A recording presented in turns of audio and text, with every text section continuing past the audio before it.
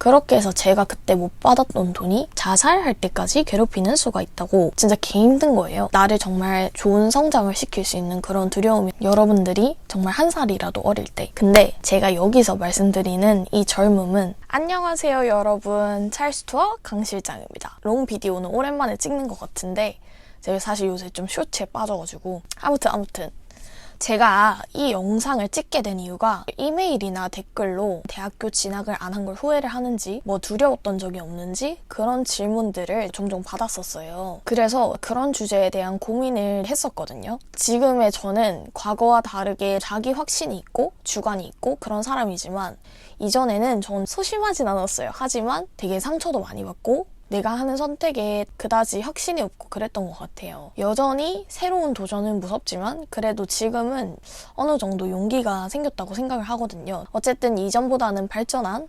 도전을 좀 즐거워하는 사람이 됐어요. 도전에 대한 두려움 같은 거는 어떤 식으로 생각을 하면 좋을지, 어떻게 강해질 수 있었는지에 대한 저의 의견을 말씀을 드려볼까 합니다. 일단 저는 만약에 누군가가 나의 인생에서 어떤 점이 나를 강하게 만들었나요? 라고 물어본다면 제가 아르바이트를 정말 많이 했었어요. 그 아르바이트가 저를 굉장히 강하게 만들지 않았나 라는 생각이 드는데, 다 세워보지는 못하지만 장단기 포함 50기 이상은 했던 것 같아요. 진짜 알바의 쌉 고인물. 뭐 청소 일부터 시작을 해서 온갖 카페, 프랜차이즈 알바 다 해봤고요. 식당 아르바이트, 뭐 서빙 아르바이트. 그때 당시에 돈을 모으기 위해서 정말 내키는 대로 다 했었던 것 같아요. 저는 아르바이트를 하면서 살짝 진상 손님이나 사장님이 저한테 쓴소리를 하잖아요. 그때 당시에는 상처를 되게 많이 받았던 것 같아요. 지금이야 좀 무덤덤해져서 그러던가 말던가 하고 이 나의 공과 사를 구분하는 능력이 좀 생겼지만, 사회생활 아닌 사회생활, 그 모호한 일들을 하면서 경험치가 많이 쌓인 것 같아요. 전 아직 이 사람이 정말 강하게 기억이 남아요. 제가 말하는 빌런이 사장이거든요.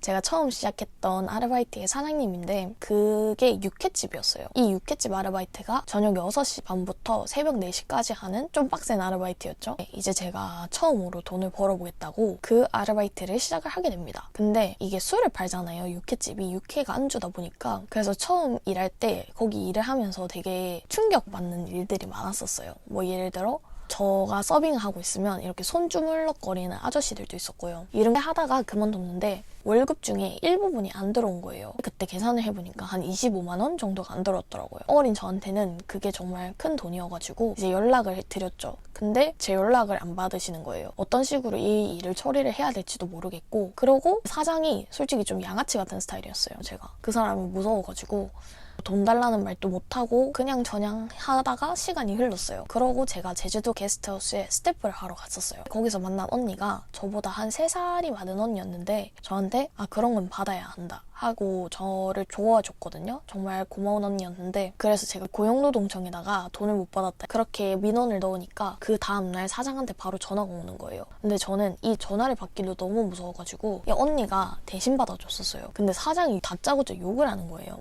아직까지 기억이 나요. 어제 사장이 나한테 전화를 해서 뒤에서 신고한 게 너무 화가 난다면서 자살할 때까지 괴롭히는 수가 있다고. 안 그래도 장사 안 되는데 기분 좋쳤다면서 네가 아직 사회초년생이라 모르나 본데 남들 술 먹으면 끝나는 돈 몇십만 원으로 인생 아장하는 수가 있다. 자기가 여기 상권 다 잡고 있고 부산에 돈나 싶은 사람들은 다 아는데 너 앞으로 이 지역에서는 알바 못하게 할 거다. 이런 식으로 뒤통수를 치냐. 이력서에 쓰인 너네 집 천원 알려다가 쳐왔다. 너 지금 어디냐. 뭐 이렇게 말을 하는데 제가 전화를 하고 있는 당사자는 아니었지만 진짜 무서워서 몸을 막 이렇게 떨었어요. 지금의 저라면은 어떻게든 눈에 불을 켜고 같이 싸웠을 것 같은데, 근데 그때 당시에는 그걸 못했었죠. 나쁜 경험이었지만은 저한테는 좀 피가 되고 살이 되는 그런 경험이 아니었나. 갑자기 생기는 건데 그냥 가끔 살다 보면서 그런 생각을 하는 게, 뭔가 나한테 따뜻한 말을 해주고 나를 따뜻하게 지탱을 해주고 그런 사람들도 분명 내 인생에 정말 큰 힘이 되지만, 가끔씩은 이런 재수없는 일들 있잖아요. 이런 좀 다양한 사람들을 만나면서 그 경험치가 많이 또 올라간 것 같아요. 그래서 나쁜 사람들을 만나는 것도 다 경험이다. 그리고 저를 또 성장시켰던 하나의 키워드가 있다고 하면 그건 캐나다 워홀이었어요. 이때 저는 정말 제가 막연하게 이루고자 했던 버킷리스트를 사실 이룬 거였어요. 온 것부터. 근데 생각보다 여기 생활이 정말 너무 힘이 들더라고요. 제가 그때 한국 나이로 21살 때 여기 캐나다를 왔거든요. 처음에 인터뷰 보고 집 찾고 모든 게 정말 쉬운 게 하나도 없었어요.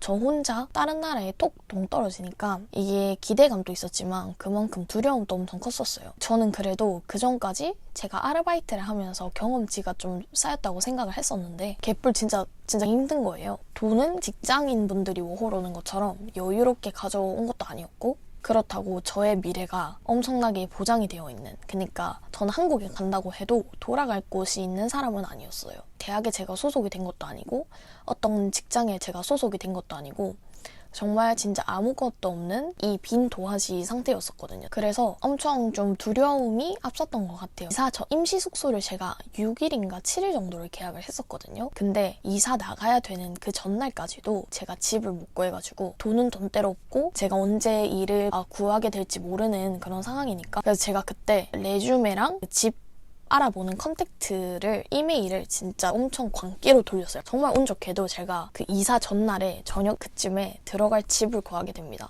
심지어 그 집이 캐네디언 친구들이 사는 집이었어요. 그래서 영어 환경도 만들어지고 또 일도 열심히 제가 레주메를 돌린 덕분에 일주일 만에 카페잡을 구하게 됐습니다. 이런 과정들을 모르시는 분들이라면 제가 정말 운 좋게 이렇게 빠르게 구했구나라는 생각을 하실 수도 있겠지만 그 속에서 저는 엄청 막 이러고 있었어요.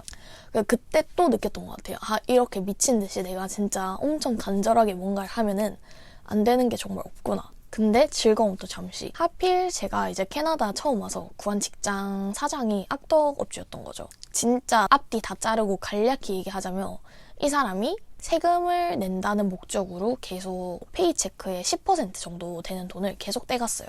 근데 이 사람이 세금 신고는 안 하고 이 돈을 그냥 자기 주머니에 넣어놓은 거죠. 그러니까 쌓인 돈이 꽤 됐어요. 그리고 마지막 월급을 그 사람이 주지도 않았어요. 제가 돈을 달라고 하니까 저를 갑자기 위협을 하는 거예요. 돈 문제를 다시 언급을 하면은 자기 변호사한테 얘기해서 너랑 얘기하라고 할 거다. 고소를 할 수도 있다. 이런 얘기를 했었어요. 근데 저는 이때도 정말 무서운 거예요. 제가 그때 뭘 알았겠어요. 일을 당장 그만두게 되니까 생활비도 안 벌리고 나 진짜 고소당하면 어쩌지? 이런 생각도 들고. 근데 제가 예전에 육회 사장을 신고한 그때 그 경험치가 있으니까 워크비시라는 데에 짧은 영어 가지고 막 이렇게 타이핑을 했어요. 그래서 나한테 마지막 월급도 안 주고 팁도 제대로 정산 안 해주고 세금 목적으로 돈 떼가고 티포도 안 줬다. 이런 식으로 제가 다 써서 그걸 신고를 했습니다. 그리고 돈을 받았고 어쨌든 제가 찾아보니까 소득을 신고를 하는 건 저의 책임이더라고요. 그래서 회계사도 따로 찾아가서 정당하게 세금 신고도 했어요. 어쨌든 이때도 너무 무서웠었어요. 지금은 그게 말도 안 되는 소리, 개소리라는 걸 알지만 어쨌든 이렇게 신고하고 일어나서 맞서 싸우니까 또 이것도 별일이 아닌 게 되더라고요. 근데 지금 생각을 해보면 이 카페에서 일을 하는 게 이런 문제들도 있었지만 사실 좋은 점들도 있었어요. 이 사장이 그래도 캐네디언 사장이었었거든요. 한 15살인가에 이민을 온 아프가니스탄 캐네디언 사장이었는데 이제 영어를 되게 잘하니까 영어도 많이 늘었었고 저한테 이 사람이 일을 많이 시켰었는데 이게 제가 바리스타로 고용이 된 거였는데 나중에는 페이퍼워크를 제가 같이 했거든요. 예를 들어 카페 이메일을 관리하고 커스터머한테 답장 보내고 전화 오면 전화 받고 배송 관리하고 이런 것들을 제가 했었는데 제가 그때 당시에 전화 공포증이 있었어요. 그러니까 영어를 인퍼슨으로 만나면 바디랭귀지를 쓰든 뭘 하든 의사소통을 그래도 할 수 있잖아요. 근데 전화는 진짜 안 들리면 정말 안 들리는 거예요, 끝까지. 그래서 제가 이 사장이 저한테 이 일을 시켰을 때 또 엄청 무서웠어요. 만약에 내가 다 못 알아들으면 어떡하지? 제가 유튜브에 비즈니스 영어를 쳐서 그거를 노트에다가 막 적었어요. 지금도 있으려나? 어디 갔는지 모르겠네. How can I help you today? 이런 거 있잖아요.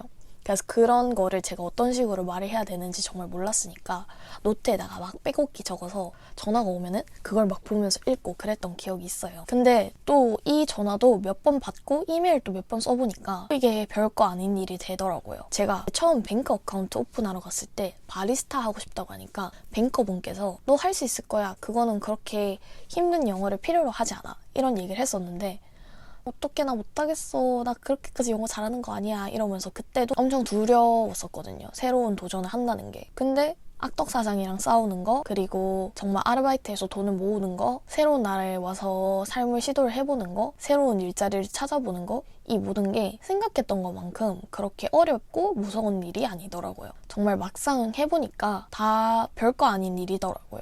그리고 내가 정말 의지를 가지고 노력을 하면은 못할 게 없다. 유아교사 인터뷰 때도 전 두려웠고 밴쿠버 다시 왔을 때도 내가 정말 잘할 수 있을까? 그때도 두려웠고 지금 또 다시 새로운 도전을 하나를 준비를 하고 있거든요. 근데 지금 또 두려워요. 내가 잘할 수 있을까? 그런 생각도 들고. 근데 이 두려움이 저는 이제는 기분 좋은 두려움 같아요. 나를 정말 좋은 성장을 시킬 수 있는 여러분도 한번 이 두근거리는 좋은 두려움이 찾아오면, 그리고 이 두려움을 맞서 싸우기로 결심을 한다면 이 경험치가 한 번에 파바박 늘지 않을까, 그런 생각을 합니다. 그래서 저는 여러분들이 정말 한 살이라도 어릴 때 젊음에서 나오는 패기 그리고 열정이 있을 때 뭐든 해보셨으면 좋겠어요. 근데 제가 여기서 말씀드리는 이 젊음은 정말 사회가 계산한 그 숫자인 나이가 아니라 마음가짐이 저희의 진짜 나이가 아닌가라는 생각을 하는데, 제가 예전에 내일로 여행으로 전국 여행을 다녔었거든요. 그때 조치원역에서 봤던 글귀가 있어요. 청춘은 시기가 아닌 마음가짐이다. 제가 그때부터 마음가짐에 따라서 내 나이를 정해야지 라는 생각을 했었어요. 그러니까 여러분들도 마음의 나이를 따라서